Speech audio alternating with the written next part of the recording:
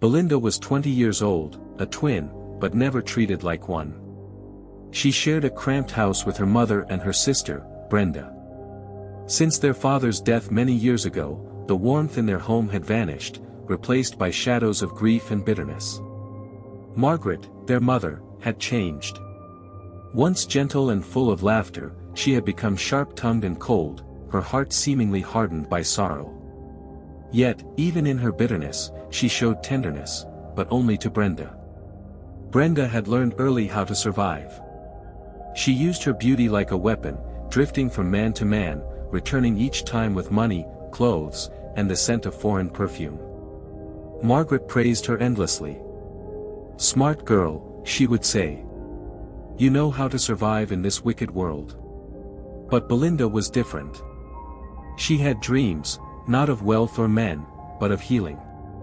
She wanted to be a nurse. She wanted to help the sick and the forgotten. Because of this, Margaret saw her as foolish. "You sit here all day like a cursed log. Dreaming of school.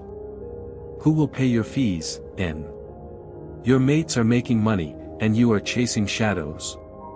The truth was, neither Belinda nor Brenda had continued their education after secondary school.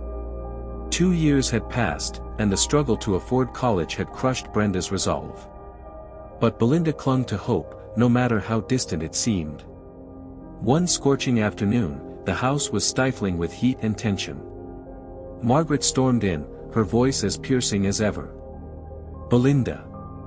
Pick up that basket and go to the farm. Bring yams before we starve to death." Belinda had just returned from the stream. Her legs ached, her back burned from the sun, but she simply nodded. "Yes, Ma." She walked slowly along the dusty path, each step a reminder of her exhaustion. The air was thick and dry, the cicadas loud in the bush. Her thoughts were heavy, caught between duty and despair. Then she heard it, a faint groan. She stopped. It came again, soft and desperate. She turned toward the sound, pushing aside some bushes. Her breath caught. A man was lying there, bloodied, unconscious, and broken. His shirt was torn, his skin scratched and caked with dirt. He looked like he'd been abandoned by the world. Belinda dropped her basket. "Jesus," she whispered, kneeling beside him. "Sir. Can you hear me?" He didn't respond. She touched his chest. He was alive, but barely. His breathing was shallow, and his eyes were fluttering open, glazed and vacant. Panic surged through her. She had no phone, no help, and no idea who he was. "I can't leave you here," she murmured. With every ounce of strength in her slender body, she dragged him slowly. She fell, stumbled, her knees bleeding, but she didn't give up. The journey home felt endless. When she reached the house, she listened, no one was home. She slipped through the back door and brought him into her tiny room. Carefully, she laid him on her foam mattress and locked the door. She fetched water, washed his wounds, and tore a piece of her wrapper to bandage his bleeding arm. She trickled water between his cracked lips. He coughed weakly, then swallowed. "Who are you?" she whispered, watching his still face. "What happened to you?" No answer. Yet, despite the blood and bruises, something about him stood out.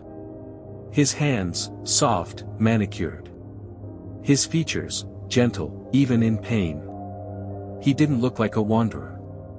She covered him with the rest of her wrapper, heart thudding. Then, footsteps. Her mother and Brenda were back. Belinda rushed to hide the bowl of water, straightened her skirt, and sat at the edge of the bed, pretending to mend a tear. The man didn't move. Didn't moan. Only breathed. She closed her eyes, praying silently. "Please, don't make a sound. Please, don't die." The sun had begun its slow descent when Margaret's voice sliced through the air. "Brenda, go and warm the soup." "Belinda, have you finished that useless sewing?" "Yes, Ma," Belinda replied, careful not to look up. Her fingers trembled over the torn edge of her skirt. Behind her, the man lay still, hidden beneath a wrapper that rose and fell faintly with his breath. From the corner of her eye, she saw Brenda strut past, tossing her glossy hair, humming as she pulled out the pot from under the cupboard. Her golden bangles jingled with each motion, a sound Belinda had come to associate with disdain. Dinner passed with the usual silence and tension. Margaret scolded Brenda for staying out too long, then turned to Belinda. "And you? What did you even do today, apart from wearing that long face?" Belinda mumbled something about fetching water and going to the farm. Margaret scoffed. When they retired for the night, Belinda slipped into her room and locked the door. Her heart pounded. She turned to check on the man. He was awake. His eyes met hers, groggy but alert. Panic rushed to her chest. "Don't speak," she whispered, kneeling beside him. "You're safe. You're hurt badly, but I'm taking care of you." The man tried to sit up, then winced. His lips were cracked, and his words came slowly. "Water, please." Belinda helped him sip from a cup. He drank slowly, then lay back. "Thank you," he rasped. "Who are you?" she asked gently. There was a pause. Then he said, "My name is Dyke. I was attacked. Robbed. I think they left me for dead." Her heart sank. "Do you live around here?" He shook his head weakly. "No. I came from Onitsha, looking for someone. But they followed me, took everything." Belinda sat still, watching him. His face held a quiet strength, the kind that came from experience, not pride. "You can't stay here long," she said softly. "My mother, she won't understand." Dyke nodded slowly.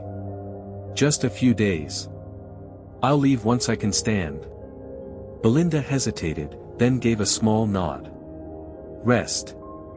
I'll hide you as long as I can." Chapter 3, Secrets in the Dark. The next few days passed in a quiet blur. Belinda woke early, before the others, to check on Dyke. She brought him water, hid food under her wrapper during meals, and cleaned his wounds each night when the house was quiet. He healed slowly.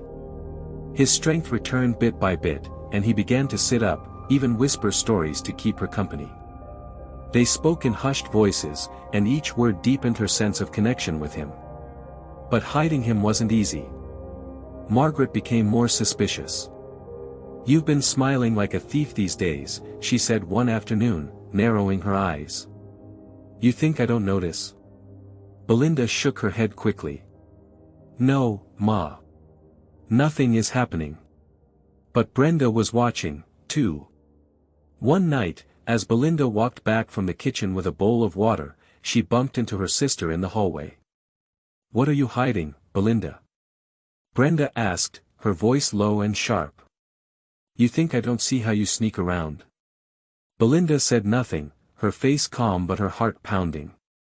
"I'll find out," Brenda whispered. "And when I do, let's see how long your little secrets last in this house." Brenda watched her sister like a hawk over the next few days. She noticed every movement, how Belinda took small portions of food and returned to her room quickly, how she avoided conversations, how she always locked her door, even in the heat. On a rainy afternoon, when Margaret had gone to the market and Belinda was at the backyard washing clothes, Brenda crept to the door of her sister's room. She had always known Belinda was hiding something. Her instincts were never wrong. She twisted the doorknob. Locked. But Belinda often left the key under a stone beside the window, a habit Brenda had noticed over the years. With a smug smile, she retrieved the key and slipped inside. The room smelled of antiseptic and damp clothes. She scanned it quickly, nothing unusual at first glance. Then she saw movement under the wrapper on the mattress. She moved closer, and froze. A man. A man was lying on Belinda's bed. His eyes opened slowly, startled by the intrusion. He tried to sit up, but Brenda gasped and took a step back. What the hell is this? Belinda's voice came from the doorway, shaking. Brenda, please. I can explain. Brenda turned sharply. So this is why you've been acting like a saint.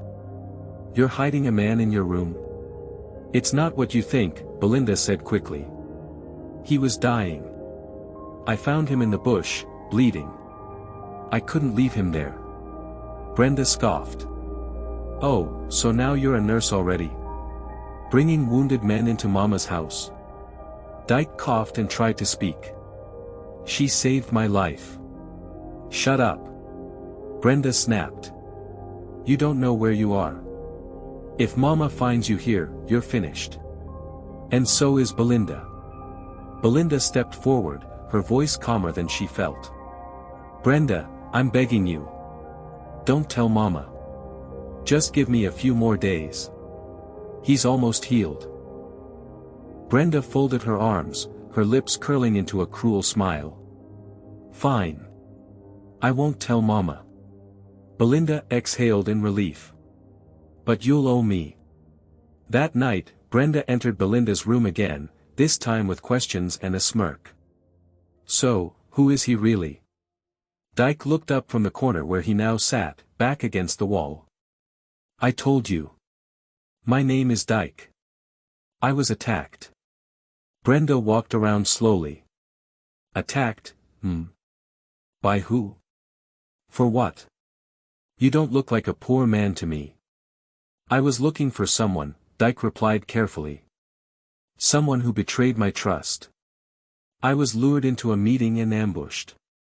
Belinda frowned. Why come all the way here, to this village? Dyke paused. Because the man I was looking for, he's from here. And I think he's involved in something dangerous. Brenda raised an eyebrow. Dangerous like what? Dyke met her gaze. Like trafficking. Smuggling. Even murder. Belinda stared at him. You never told me this. I didn't want to involve you. But now I think you already are. Brenda sat on the edge of the bed, thoughtful. So you're not just some stranger in the bush. No, he said quietly. I was investigating a network. And now I think they know I'm here. The rain outside had stopped. Thunder rumbled far in the distance. Belinda stood, heart racing. Then you're not safe.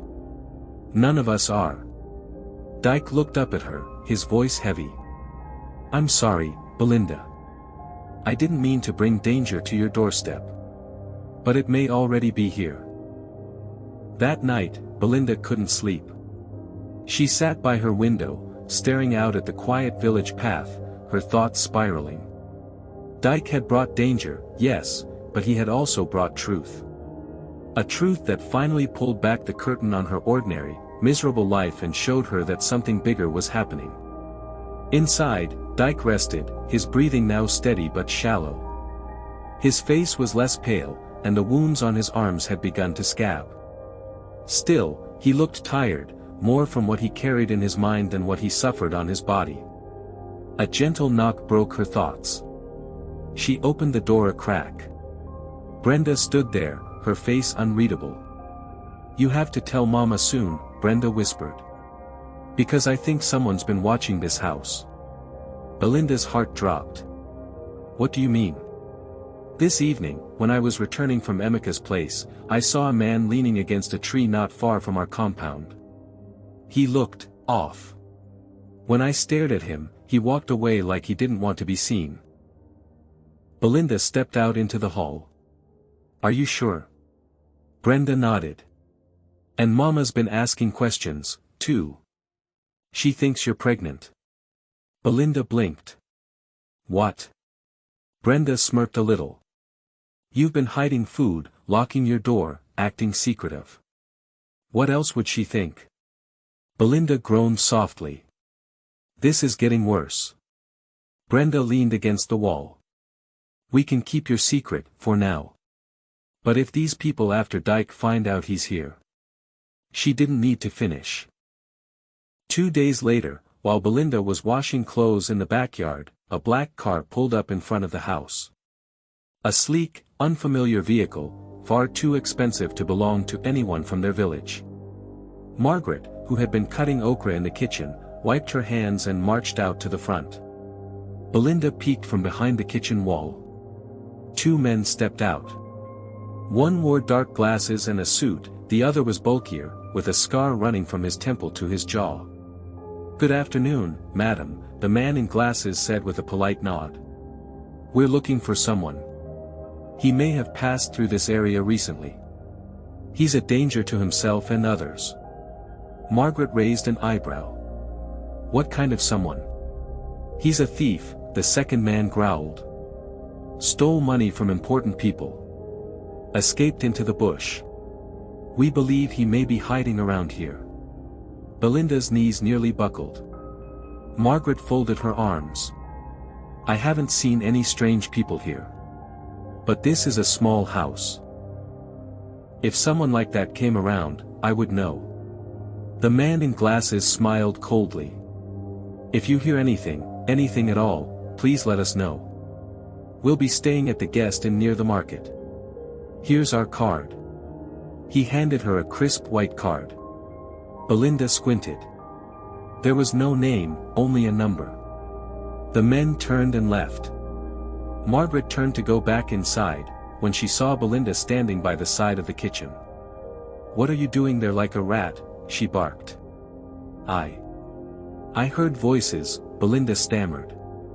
Margaret stared at her suspiciously. "Stay away from people you don't know. Especially men in suits."